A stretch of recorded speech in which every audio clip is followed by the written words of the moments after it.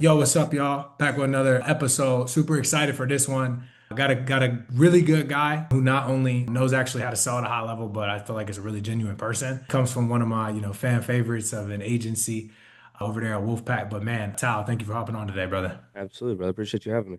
Dude, of course, man. All right, so let's hop right into it, man. A little bit of backstory. I don't know much about this. So if you could, man, For how did sure. you get into the life insurance space, bro? So I actually I've been looking at it for a while, for like the past probably 6, 8 months. I got laid off back in March. Got laid off in March, actually late February. Laid off in February. I did health insurance for the 5 years before this, so I've been in sales for a while. Got laid off in February, and in March, I was like, let's do it. I mean, there's nothing else happening, right? I had to make something happen.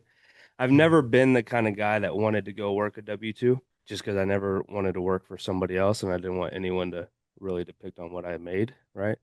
And so March rolled around. I didn't work all of March, got onboarded. Then I flew to Arizona for the new office in Arizona that Wolfpack opened, and I stayed out there for 30 days.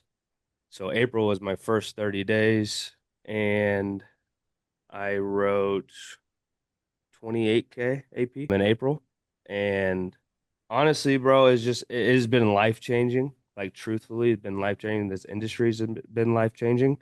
But at the same time, it's opened my eyes to a lot bigger things, not only the money, but being able to help people get out of that rat race and being able to really change the younger generation because I'm kind of an old head considered for the industry. I mean, I'm 27, right?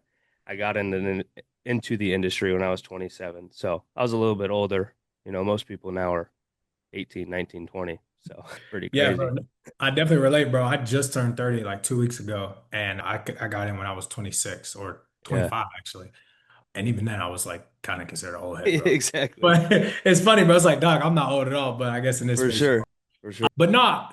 Take us back real quick. Those first 30 days for the Yeah, people that are listening, where did you come in and run just like fresh leads? Were you running age leads? And then my follow-up question to that is like, how was it? I know you said you wrote 28, but like, dude, did you get your teeth kicked in? I guess for walk through that sure. experience for this agent who's like, yo, I'm watching this video. I want to get to where he's at. What were those first 30 days, bro?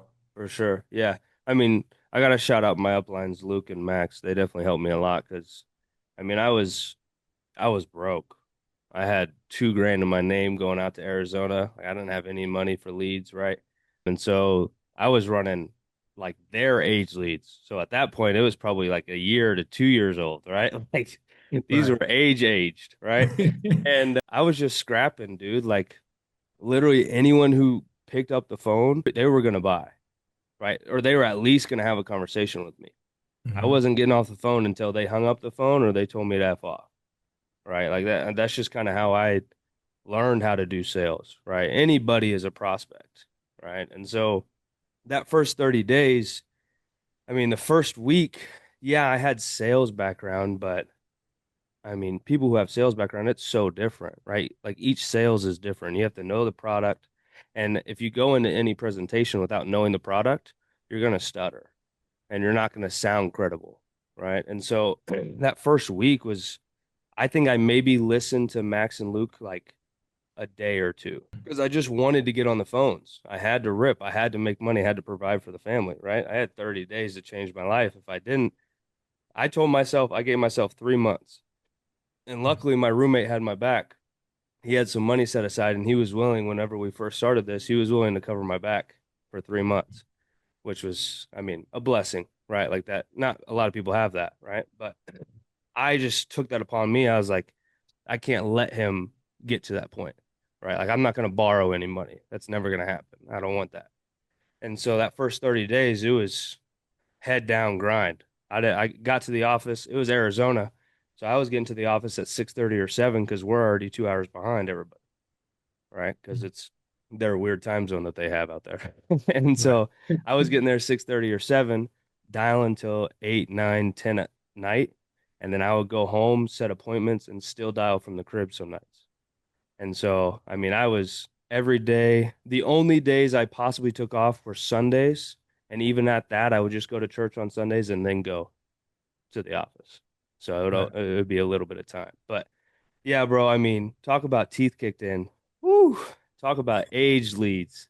I mean, it's one of those things where, I mean, you have to really, I mean, you're especially with final expense that you guys are, running across now. Like anybody who's in the industry understands that final expense is one of the easier policies to sell, but also one of the easier ones to flip, right? And so whenever you're looking at these, you really have to build credibility and build rapport to make sure that you're doing the right thing for the client and also sticking with the client. So my whole thing was going into these calls, making sure to build a lot of rapport and making sure that they understand that I'm there for them and that I will be their agent for life. Yeah. But yeah, No, 100%, bro. And I think that's good perspective for agents to understand. And that's what I was going to ask you. So you did start out with age final expense, correct? That's what you're yeah, saying? yep, Okay. Walk us through, just for clarity for those that are listening. He does run like our IUL leads, which we will get yeah, to. yeah. But walk us through, brother. Like, I'm interested to know, how did you transition from filing expense to IUL? Like, when did you start learning that script? Were you doing that on the side? Like, what was that transitionary phase for you? And also why too? Not only what Yeah. was it, but why did you switch to? So it's actually kind of funny. So when I first got into life insurance, my dad, he had a IUL that he Hmm. preached about 3 years ago. Yeah, So okay. I've been knowing about it for 3 years. And I mean, it's to the point where he like set up a trust and everything. And he's like, hey, when I pass away, if you guys don't have an IUL that I can put money into, you won't get any money when I pass. Like he's that strict about it. Oh, Yeah, like really? he Okay. fully like Is he's he an all in agent? board. No. Okay, He's just okay, all in board because like I mean, he took the 48% cut on his 401k because he was sick of not having money. So we invest in real estate. And so okay. he was sick of having his money locked up. And so he took that 48% cut, took all of his money out of the 401k and put it into an IUL. So this has been Mm, a conversation I've had with my dad. So I've learned a lot of, I've already known quite a bit about IULs previously, right? But okay. not the nitty gritty stuff. I just knew the basics, right? And so I think the realization I had was after my first 30 days in Arizona, I came back here and I was talking with Anthony and I was like, we're not ever going to be able to build an agency that we want based off of final expense and be able to capitalize and scale it the way we want to scale it, right? A, it's just normal. Premiums aren't as high. B, the turnover rate is much higher than anything, right? And C, I've always, coming from health insurance, I always like to have more knowledgeable conversations, and I've liked to be able to take those conversations and make them longer to build more rapport. With final expense, it's cut and dry. You want cremation or you want burial, right? There's not really anything else to it. When Yeah. you get into IULs, you're talking about their mortgage, you're talking about the family expenses, you're talking about their income. I mean, there's a bunch of things that you're talking about. It's a much more knowledgeable and a much more younger crowd. So that's how I got into it. After that first 30 days, I came back here, talked to Anthony, want to do IULs, and he's looking at more into mortgage protection and he's looking at those blue collar leads now. I will say that. Yeah, yeah, yeah. We definitely go. We definitely go talk about that. So